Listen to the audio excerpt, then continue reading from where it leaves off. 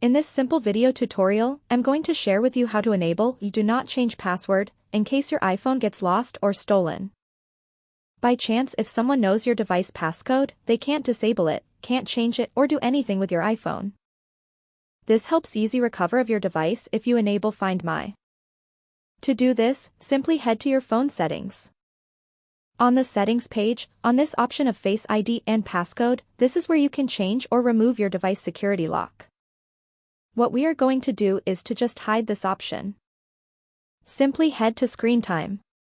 You will then select on Content and Privacy Restrictions.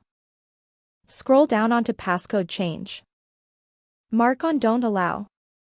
If I get back on the settings page, you can't see the option of Face ID and Passcode.